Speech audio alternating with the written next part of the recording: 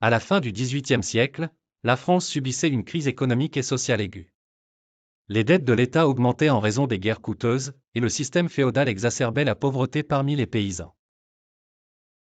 En revanche, la noblesse vivait dans le luxe sans payer de taxes significatives.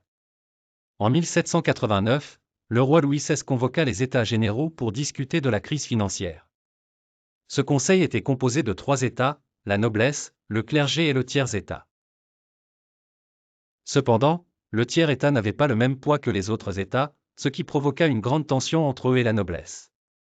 Le 14 juillet 1789, le peuple prit d'assaut la Bastille à Paris, symbole de l'oppression royale. Cet événement marqua le début de la Révolution. En août 1789, les révolutionnaires proclamèrent la Déclaration des droits de l'homme et du citoyen, qui énonçait des principes de liberté, d'égalité et de fraternité. Cette déclaration fut une étape majeure vers l'abolition du système féodal et l'égalité entre les citoyens. En 1792, la royauté fut abolie et la République française proclamée. En janvier 1793, le roi Louis XVI fut exécuté par guillotine, accusé de trahison. Sa femme, Marie-Antoinette, fut exécutée plus tard en octobre de la même année. Une période connue sous le nom de la Terreur commença sous la direction de Robespierre.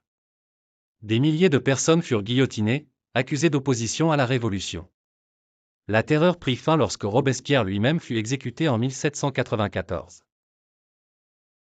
En 1799, la Révolution prit fin lorsque Napoléon Bonaparte prit le pouvoir par un coup d'État. Il se déclara plus tard empereur de France en 1804, mettant fin à la période républicaine et débutant l'Empire français. La Révolution française a changé le cours de l'histoire. Elle a inspiré les mouvements de libération dans le monde entier et a conduit à la diffusion des idées démocratiques et des droits de l'homme. Elle a également marqué le début de la fin de la monarchie absolue en Europe.